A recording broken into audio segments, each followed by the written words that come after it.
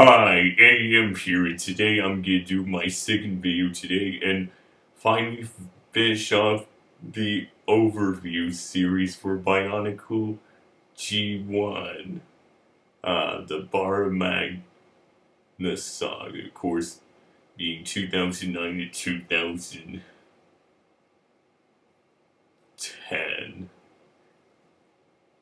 The one trilogy that ended all, where we end up, of course, in 2009, how people would notice in my all 10 Bionicle years from my least favorite to most favorite, how I placed it in number one simply because for having the best experience with it. And the year I have the most sense, even though they've since long ago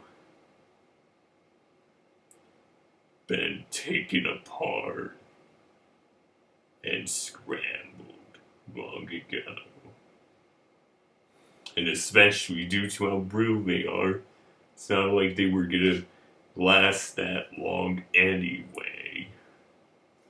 Really. Yeah. Yes. And of course, there's the movie Legend Reborn, which starts off with where last year left off with we finally awakening. Oh, and was made by, of course, Kenzel Town Tunes, who partner up with Universal Studios. Ah, yes. Made many people wonder what the heck happened to Miramax. Huh. And of course, inside there was, of course, the Omnitorin, who were they had them basically be a bunch of clones of Tamna and Photok, except with different color schemes being yellow and blue.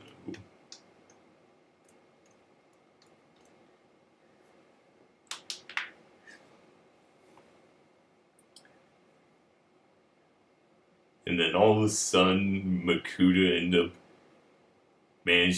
manages to steal Manui's body and kick him out in the form of the Mask of Life. It ends up on the planet Biomagna.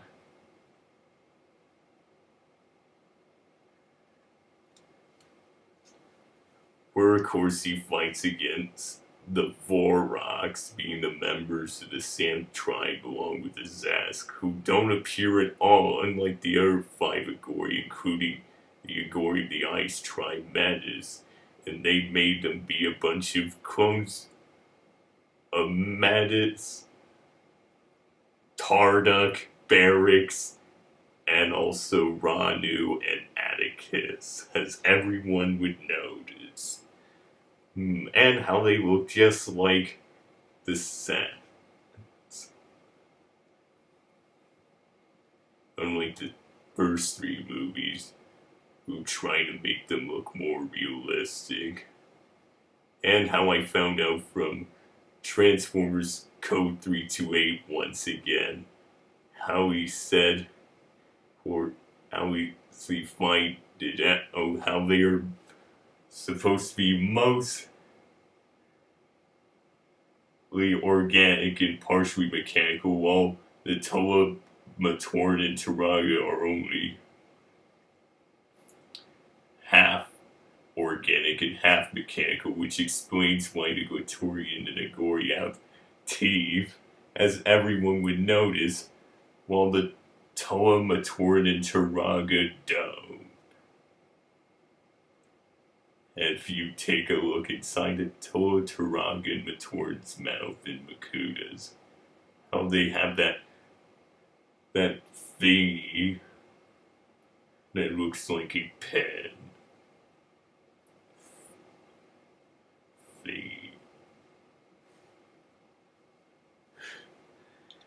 Ah, yes.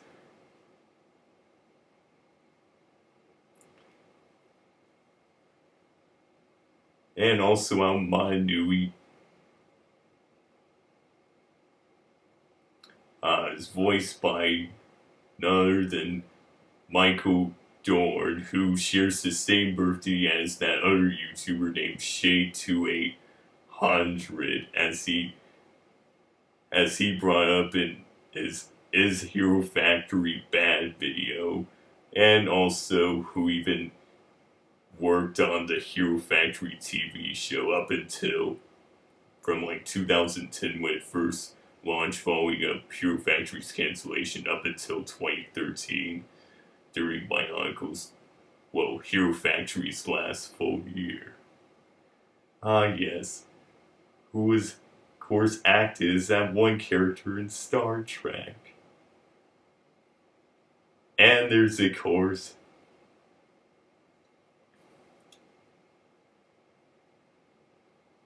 Barracks, who is voiced by James Arnold Taylor, who voices as Johnny Test and as Obi-Wan Kenobi in Star Wars The Clone Wars. And also, and a cop. And of course, there's also the Bone Hunters, and also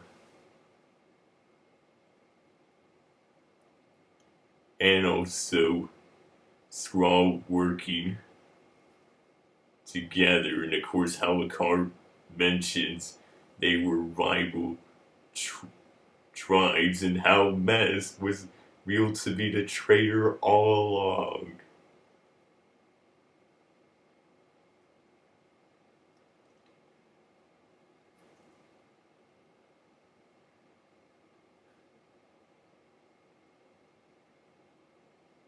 And even though Dr. Madwood and is everything wrong with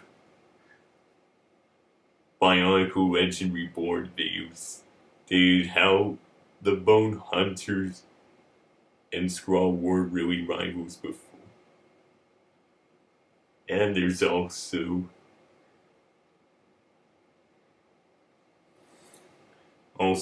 Grash, Naguatorian of Air, of course, of the Jungle Tribe and the Apprentice of Vastus.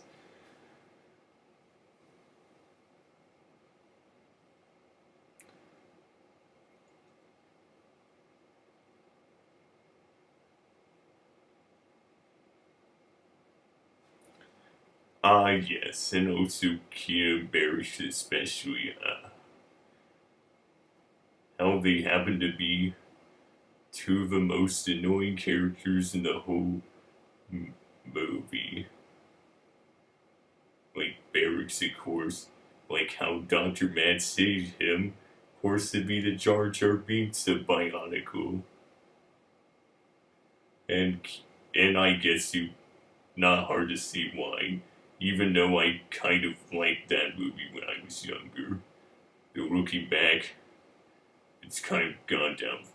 And there's, of course, the Flash games on the Bionicle web page. And also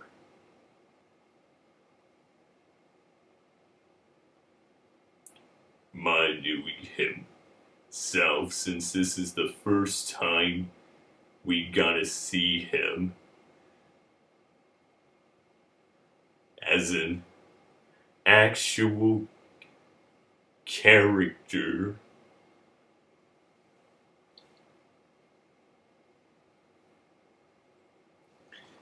Of course, which I kind of like, especially since the following year, which I'll be discussing shortly, even though I've already brought it up in my all 10 Bionicle years, from my least favorite to most favorite.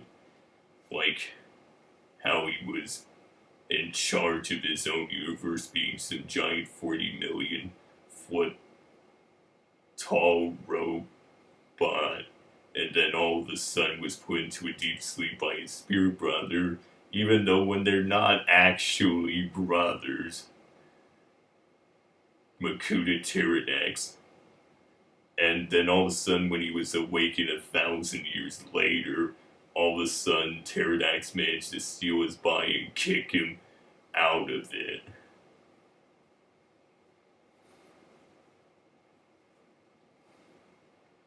And also end up losing everything, only and that he's having to rely on his new friend, a car, Rashkina, and Barracks, and later free the planet from the Skrull, and find some giant prototype robot that the Great Beings tens of thousands of years earlier, of course. Well, of course, we're in charge creating. Yes.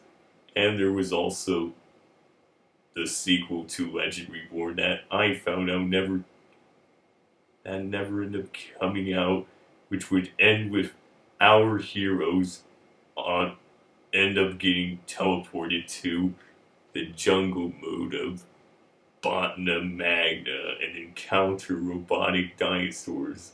Wouldn't that be awesome? Just like the ride from 2001 or the Barag from 2002. Yes. All because the sales were in decline for like a couple years since like 2007. All of the sudden at this point.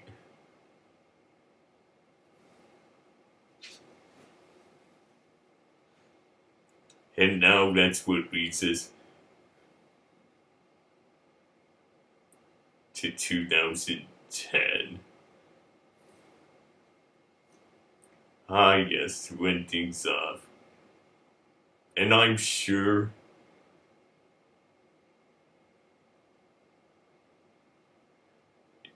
if you think I've screwed up pretty badly, like, and if you're into Bionicle as much as I am, I'm sure you could just make your own, just like mine, except 10 times better, I bet.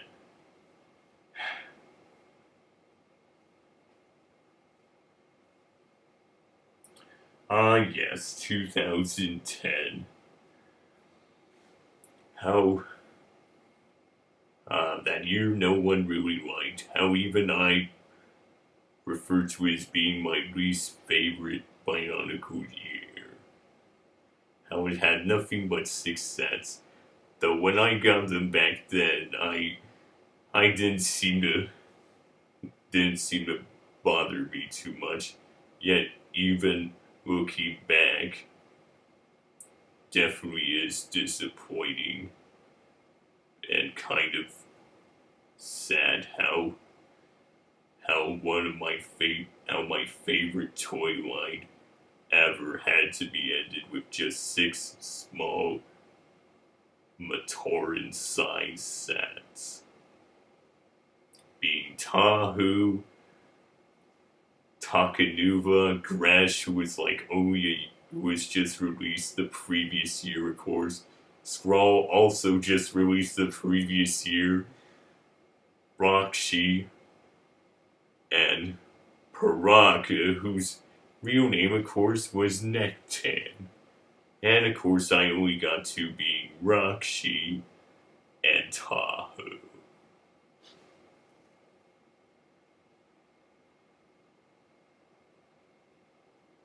And also the golden armor for Tahu to wear, and it was revealed that was his destiny all along.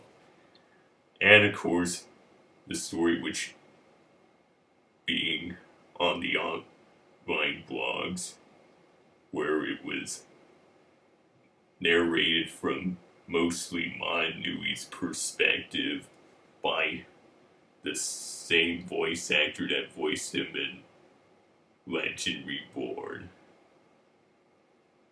That tells about his drawback story and how, as a giant robot, how mentioned all the telemetry that he ignored for so long,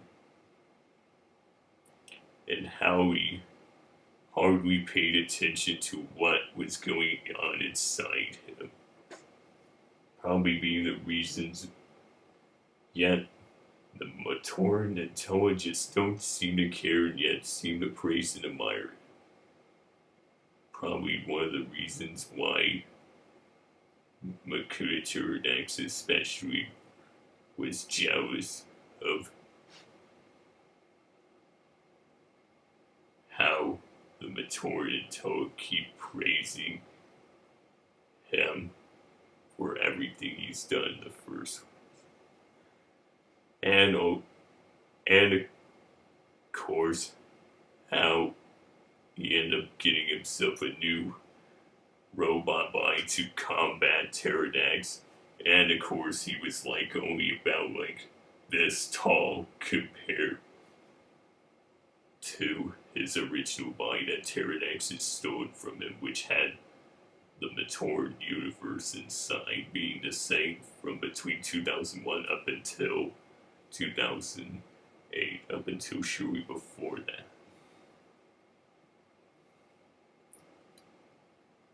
And especially being on Aqua Magna. And of course, Manui. Of course, despite being a lot shorter, really, than Tyrannex, was able to defeat him by having Tyrannex's head being smashed into a fragment of Aqua Magna while he was trying to reunite them with Bara Magna. Yeah.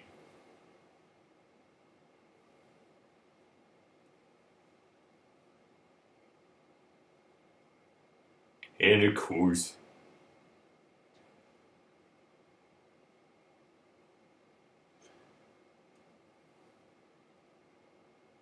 there were, of course, a couple comics which seemed to be okay, yet somewhat rushed due to them being rushed on its cancellation.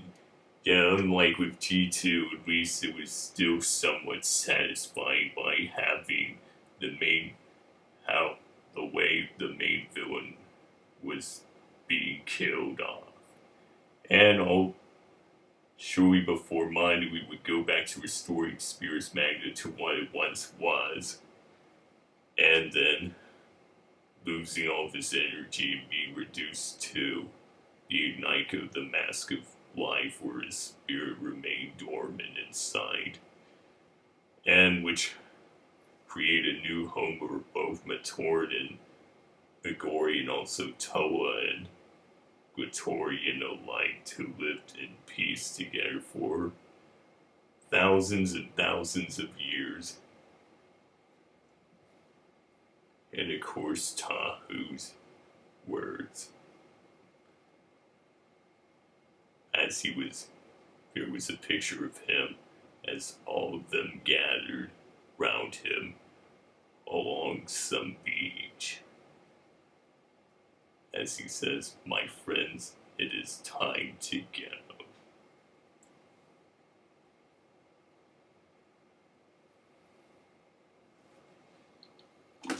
And of course,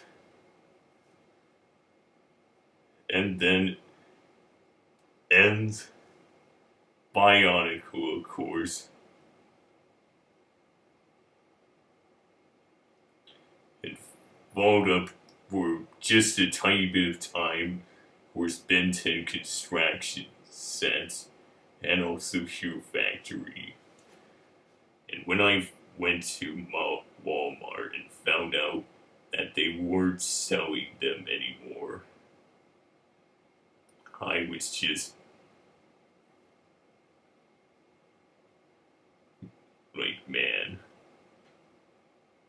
I was kind of down.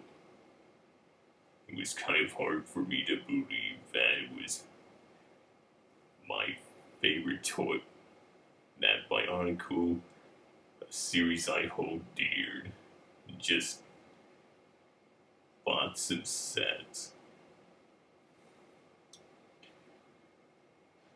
was over and shelved too soon,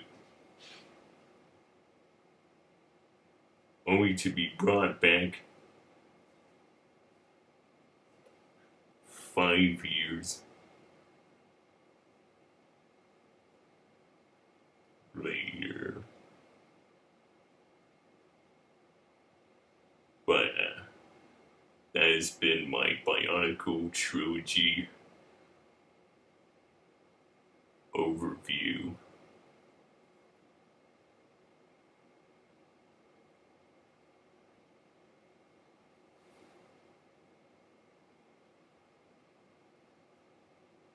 And as usual, thanks for watching. Leave a like if you enjoyed this video as usual.